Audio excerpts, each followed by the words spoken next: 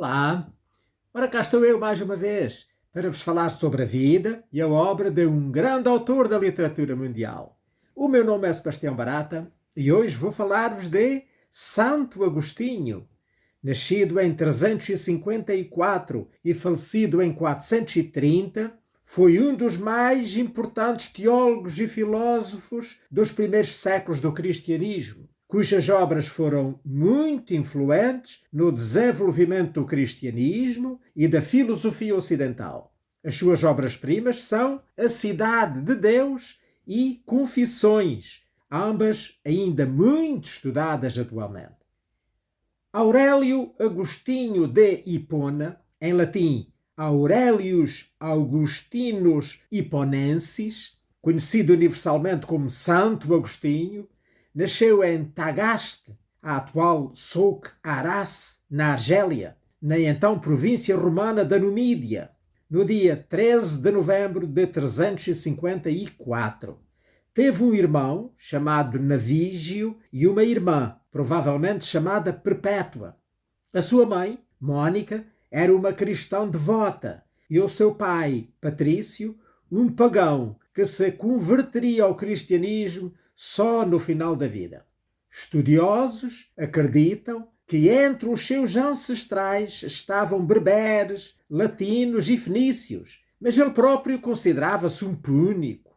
Os ancestrais do seu pai eram provavelmente escravos libertos que receberam a cidadania romana depois da Constitutio Antoniana de Civitate, popularmente conhecida como Édito de Caracalla, do imperador Marco Aurélio Antonino, em 212, sendo, portanto, romanos, do ponto de vista legal, há pelo menos um século quando o Agostinho nasceu. Presume-se que a língua materna de Agostinho fosse o latim, na qual foi também educado. Aos 11 anos foi enviado para uma escola em Madauro, uma pequena cidade a 30 quilómetros ao sul de Tagaste, e ali aprendeu literatura latina e as práticas e crenças pagãs. Foi ali também, por volta de 369 ou 370, que leu o diálogo de Cícero Hortêncio, que não chegou ao nosso tempo e que o próprio Agostinho acredita como responsável por despertar nele o interesse pela filosofia. Aos 17 anos, graças à generosidade de Romaniano, um amigo do seu pai, que o ajudou a pagar os estudos, Agostinho mudou-se para Cartago, na atual Tunísia, para estudar retórica. Durante 3 anos, dedicou-se ao estudo e à leitura de livros dos clássicos. Foi criado na fé cristã, embora não batizado, mas, desiludido com a leitura das Sagradas Escrituras, passou a seguir ali o manicaísmo, para desespero da sua mãe. Como todos os jovens da sua época e classe social, o Agostinho adotou um estilo de vida hedonista, associando-se a outros jovens que se vangloriavam das suas aventuras sexuais com mulheres e homens. Os mais velhos estimulavam os mais inexperientes a contar ou a inventar histórias sobre aventuras para que fossem aceitos na sociedade. É deste período a famosa oração de Agostinho: Senhor, concedei-me castidade e continência, mas ainda não. 2 anos depois, Agostinho iniciou um romance com uma jovem cartaginesa, mas provavelmente para poder realizar o desejo da sua mãe de casar com alguém da sua própria classe social, viveram em concubinato durante mais de 13 anos e tiveram um filho, o Adiodato, um rapaz considerado extremamente inteligente pelos seus contemporâneos. Agostinho regressou a Tagaste, na companhia da sua concubina e do seu filho, onde ensinou gramática entre 373 e 374. No ano seguinte, regressou a Cartago para dirigir uma escola de retórica e lá permaneceu nos 9 anos seguintes. Perturbado pelo comportamento indomável dos seus estudantes, em 383 mudou a sua escola para Roma, onde acreditava estarem os maiores e mais brilhantes retóricos.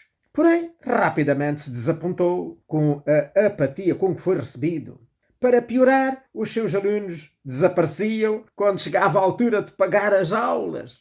Os seus amigos manicaístas, então, apresentaram-no ao prefeito da cidade, que andava à procura de um professor de retórica para servir na corte imperial em Mediolano, que é a atual Milão. Agostinho conseguiu o lugar e viajou para o norte no final de 384. Aos 30 anos de idade já tinha conquistado a mais elevada posição académica no mundo latino, justamente quando tais postos eram portas de entrada para as carreiras políticas. Embora demonstrasse algum fervor pelo manicaísmo, nunca foi um iniciado, chamado um eleito, permanecendo apenas um ouvidor, que era o nível mais baixo da hierarquia da seita. Aliás, ainda em Cartago, começou a distanciar-se do manicaísmo, em parte por causa de um frustrante encontro com o bispo Fausto de Milevi, um dos mais importantes expoentes da teologia manicaísta. Em Roma, afastou-se completamente do manicaísmo e abraçou o ceticismo do movimento da Nova Academia. Em Mediolano, portanto lá em Milão, onde a sua mãe se lhe juntou depois da morte do seu pai, esta retomou a pressão para que se reconvertesse ao catolicismo. E rezava muito por ele. Agostinho começou a interessar-se pelo neoplatonismo, estimulado pelo seu amigo Simpliciano, tendo as ideias de Platão ajudado na sua mudança de rumo. Mas foi o bispo de Mediolano, o Ambrósio, quem mais o influenciou. Tal como ele, Ambrósio era um mestre de retórica, mas bastante mais velho e mais experiente. Ambos viriam a ser canonizados e a receber o título de doutores da Igreja. Em Mediolano, Agostinho permitiu que a sua mãe lhe arranjasse um casamento e, por isso, abandonou a sua concubina.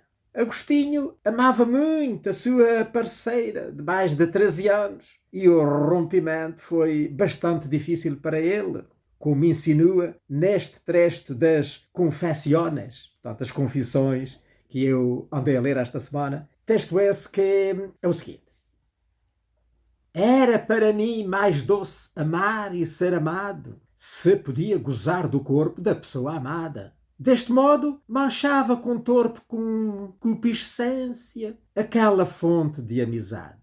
Embaciava a sua pureza com o fumo infernal de luxúria.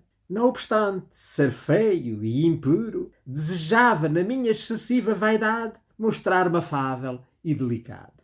Precipitei-me finalmente no amor em que anelava ser enredado. Oh, meu Deus, misericórdia minha! Ah, quanto fel derramou a vossa bondade nestas delícias! Fui amado, cheguei ocultamente aos laços do gozo, mas, ainda que alegre, enredava-me nos laços das tribulações para ser flagelado pelas térreas e esbraseantes varas do ciúme, das suspeitas, dos temores, dos ódios e das contendas. Como a sua noiva só tinha 10 anos de idade, o Agostinho tinha de esperar mais 2 anos até que esta atingisse a idade para se poder casar. Por isso, arranjou uma nova concubina, pois não conseguia resistir aos apelos da carne, como ele se acusou aqui, como vimos nas confissões. Mas terminou o noivado com a sua prometida quando esta tinha 11 anos. No entanto, não retomou o relacionamento com nenhuma daquelas duas anteriores concubinas. Alípio, que também era de Tagaste e vivia na casa de Agostinho e da sua mãe, foi o responsável pelo seu afastamento do casamento, ao lhe fazer ver que não poderia amar a sabedoria se casasse e amasse uma mulher. Foi no verão de 386, depois de ouvir a história de vida de Santo Antão no deserto do Egito, que lhe foi contada por Ponciano e por outros amigos, que o Agostinho se converteu. Como ele próprio conta nas Confissões, a conversão foi incitada por uma voz infantil que ouviu enquanto passeava no jardim com o Alípio, angustiado por não conseguir ultrapassar as suas dúvidas. Ora, eu gostava de vos ler então esse trecho, que é o seguinte: Eis em que estado me encontrava. Alípio bem o adivinhou, porque me disse, julgo eu, qualquer coisa em que se descortinava o tom pesado que o choro imprimia ao timbre da voz. Tinha-me então erguido. Alípio, no auge do assombro, fixou-se imóvel no sítio onde estivéramos. Retirei-me, não sei como, para debaixo de uma figueira e larguei as rédeas ao choro. Romperam em rios de lágrimas os meus olhos. Este sacrifício era-vos desagradável. Dirigi-vos muitas perguntas, não por estas mesmas palavras, mas por outras do mesmo teor. E vós, Senhor, até quando? Até quando continuareis irritado? Não vos lembreis das minhas antigas iniquidades. Sentia ainda que elas me prendiam. Soltava gritos lamentosos. Por quanto tempo? Por quanto tempo andarei a clamar? Amanhã? Amanhã? Porque não há de ser agora? Porque não há de vir nesta hora o termo das minhas torpezas? Assim falava e chorava, oprimido pela mais amarga dor do coração. Eis que, de súbito, ouço uma voz vinda da casa próxima. Não sei se era de menino, se de menina. Cantava e repetia frequentes vezes. Toma e lê, toma e lê. Imediatamente, mudando de semblante, comecei com a máxima atenção a considerar se as crianças tinham ou não o costume de trautear esta canção em algum dos jogos. Vendo que, em parte alguma, a tinha ouvido, reprimi o ímpeto das lágrimas e levantei-me, persuadindo-me de que Deus só me mandava uma coisa: abrir o códice e ler o primeiro capítulo que encontrasse. Tinha ouvido que então, assistindo por acaso a uma leitura do Evangelho, fora por ele advertido, como se essa passagem que se lia lhe fora dirigida pessoalmente. Vai, vende tudo o que possuis, dá-o aos pobres e traz um tesouro no céu. Depois vem e segue-me. Com este oráculo se converteu a voz. Abalado, voltei aonde Alípio estava sentado, pois eu tinha ali colocado o livro das epístolas dos apóstolos, quando de lá me levantei. Agarrei-o, abri-o e li em silêncio o primeiro capítulo em que pus os olhos. Não caminheis em glutonarias e embriaguez, nem em desonestidades e dissoluções, nem em contendas e rixas, mas revesti-vos do Senhor Jesus Cristo e não procureis a satisfação da carne com seus apetites. Não quis ler mais, nem era necessário. Apenas acabei de ler estas frases, penetrou-me no coração uma espécie de luz serena e todas as trevas da dúvida fugiram. Então, marcando a passagem com o dedo ou com outro sinal qualquer, fechei o livro. Ora, é aqui, portanto, a cena da sua conversão. Portanto, este texto que ele leu e que o converteu são os versículos 13 e 14 do capítulo 13 da carta de São Paulo aos Romanos. Então, fez a opção de deixar o emprego e a família e ir viver na quinta de um amigo em Cassicíaco, a atual Cassago Brianza, uma vila a norte de Mediolano, onde viveu com um grupo de amigos, entre os quais o Alípio, durante uns meses, até voltarem para Mediolano para fazerem o catecumenato. Agostinho e o seu filho Adiodato foram batizados pelo bispo Ambrósio na vigília da Páscoa de 387. Um ano depois, em 388, Agostinho completou a sua apologia sobre a santidade da Igreja Católica.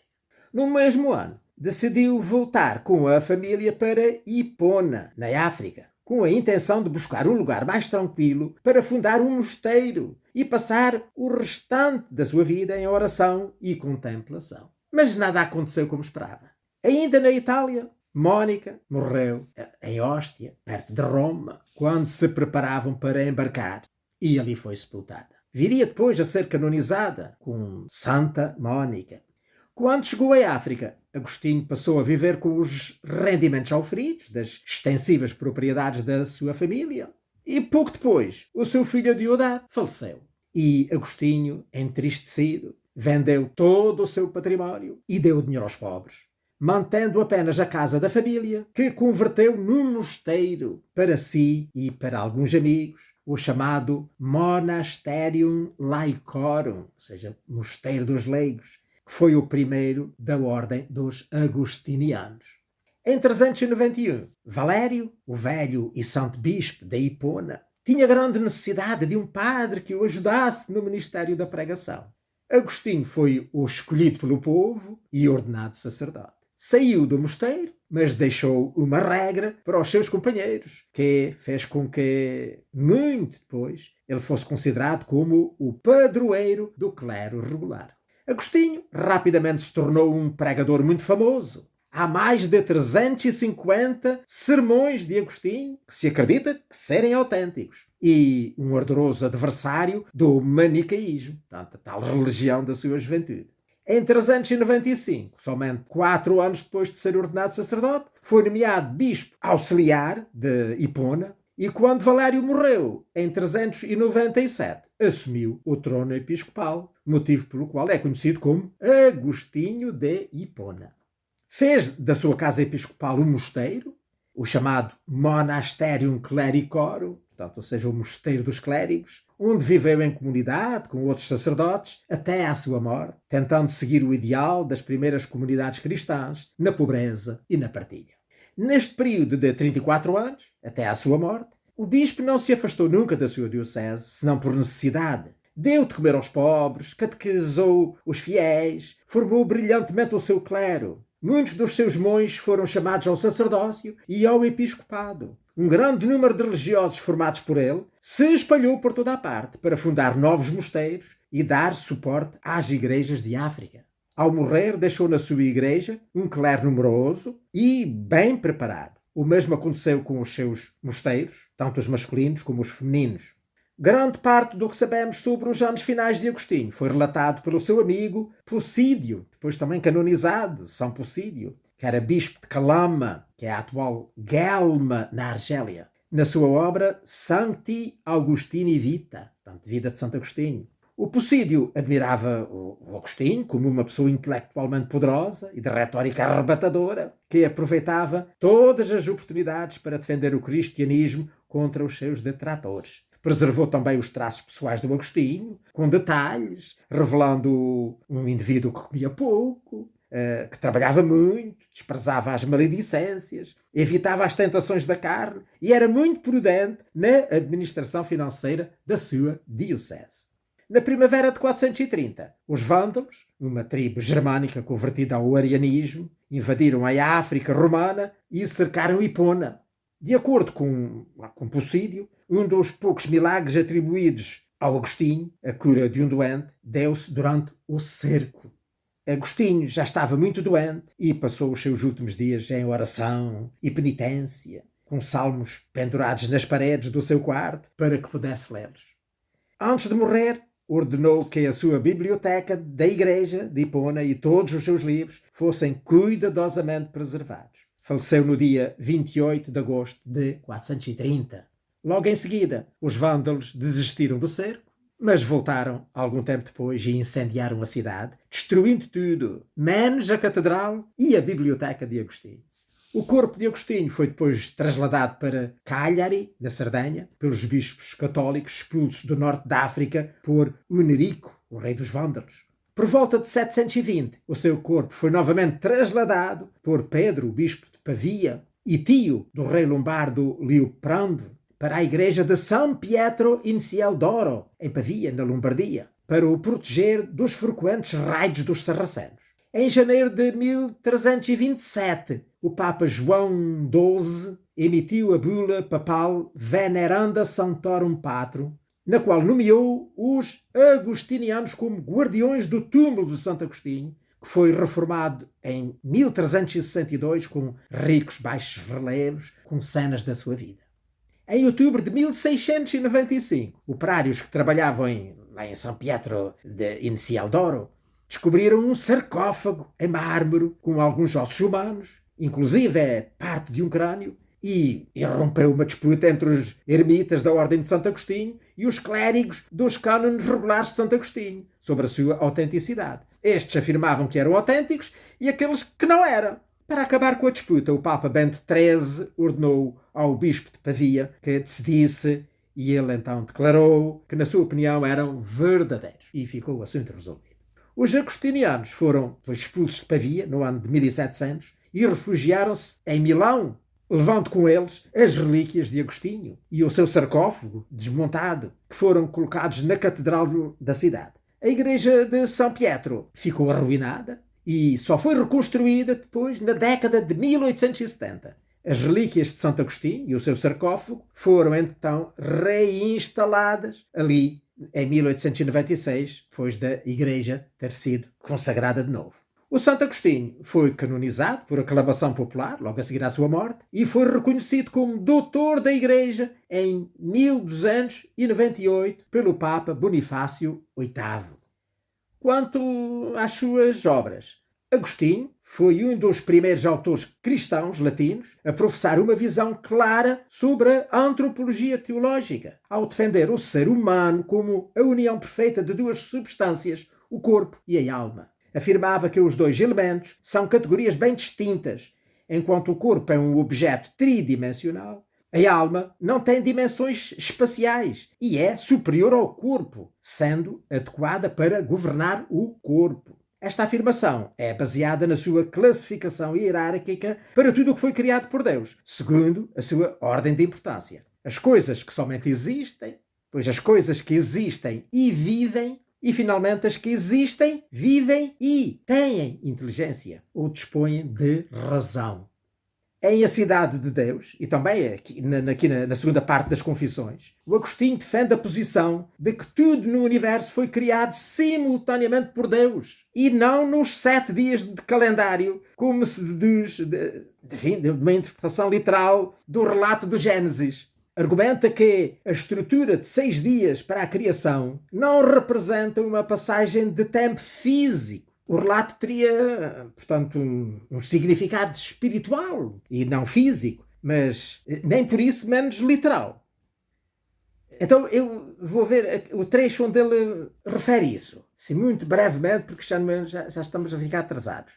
Enalteçam-vos as vossas obras, para que vos amemos. Que nós vos amemos, para que as vossas obras vos enalteçam. Elas têm princípio e fim no tempo, nascimento e morte, progresso e decadência, beleza e imperfeição.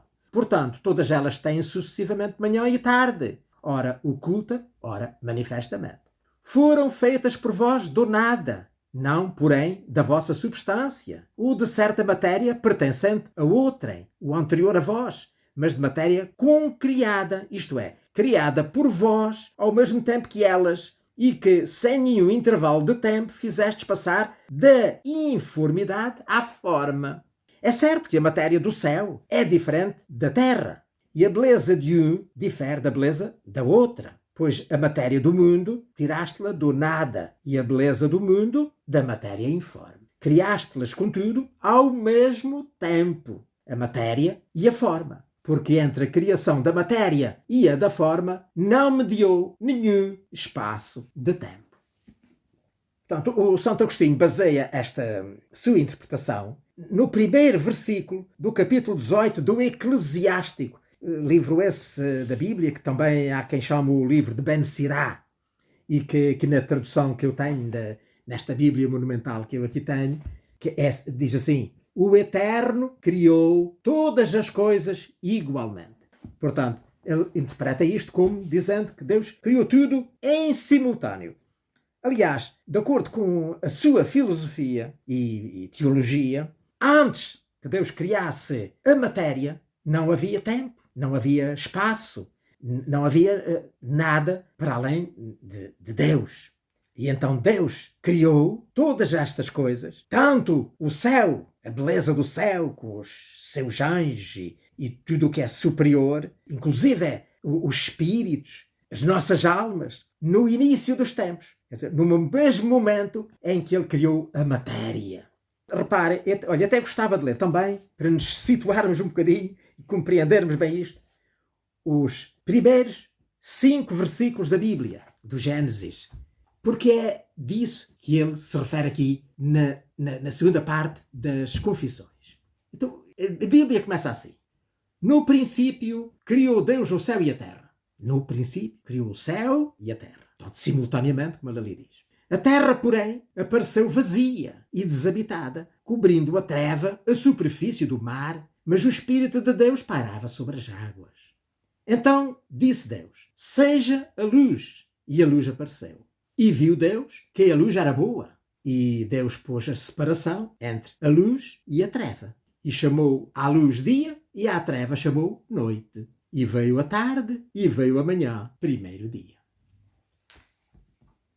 Ora, portanto, com base nestes 5 primeiros versículos, nós vemos que o Santo Agostinho se baseia para desenvolver toda esta segunda parte das suas confissões. Já agora, portanto, para despachar isto, porque já é tardíssimo, ele na primeira parte, que são os primeiros 9 capítulos, conta a sua infância e juventude, a sua passagem pelo maniqueísmo, depois a sua conversão, depois fala muito na parte final da sua mãe, de quanto ela contribuiu para a sua conversão e depois da sua morte. Depois, na segunda parte, então ele fala destes grandes mistérios narrados no início da Bíblia e tenta explicá-los. Todo o livro é escrito, como já vimos pelas pequenas leituras que eu fiz, como sendo uma conversa com Deus. Tudo isto é uma oração, do princípio ao fim. Ele começa por explicar, primeiro, a noção de tempo. E é aqui que se baseia toda esta sua construção filosófica.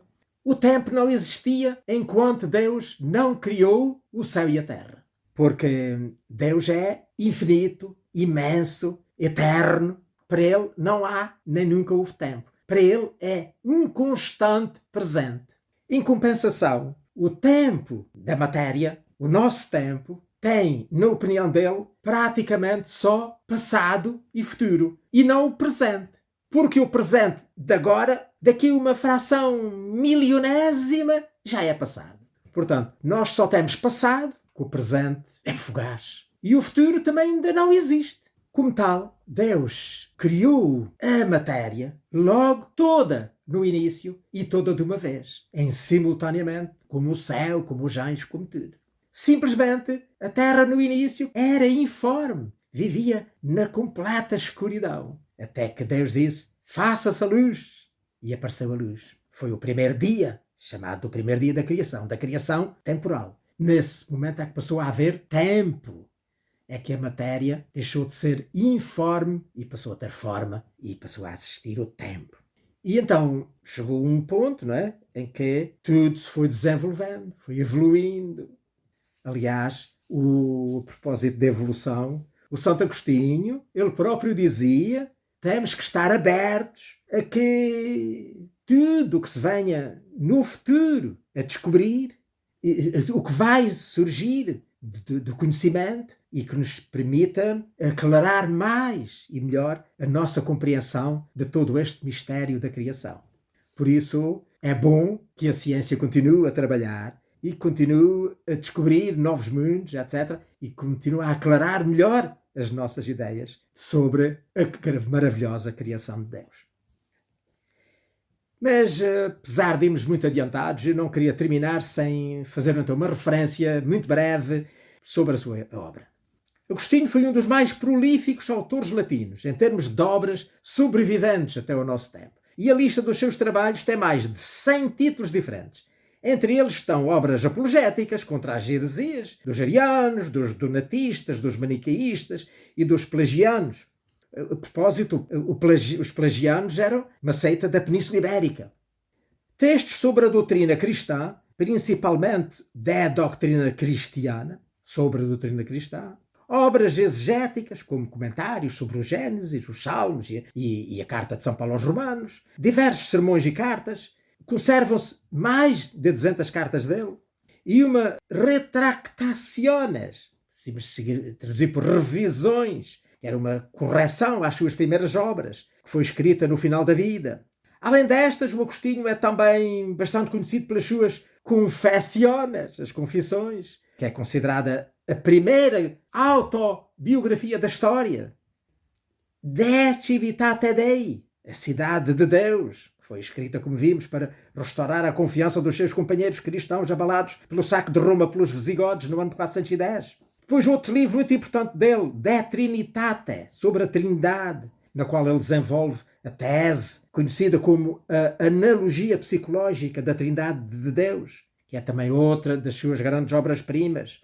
Finalmente escreveu De Libero Arbitrio, sobre o livre-arbítrio, que explica o motivo pelo qual Deus dá aos homens a livre escolha da vontade, uma vez que ele a pode usar para fazer mal. Como é que Deus foi nisso? Ele explica nesse livro. Em resumo, e para finalmente terminar, Santo Agostinho foi um dos mais importantes teólogos e filósofos dos primeiros séculos do cristianismo, cujas obras foram muito influentes no desenvolvimento do cristianismo e da filosofia ocidental. Testemunhou acontecimentos históricos de primeira ordem, tal como o fim da Antiguidade Clássica, a nova ordem social e política resultante das invasões bárbaras e a queda de Roma perante os visigodos. Foi bispo de Hipona, uma cidade na província romana da África. Tendo vivido e escrito as suas obras na era patrística, é amplamente considerado como o mais importante entre os 35 doutores da Igreja no Ocidente. É considerado santo tanto pela Igreja Católica como pela Anglicana e pela Ortodoxa, e considerado uma referência para protestantes e evangélicos pelos seus escritos e os seus ditos.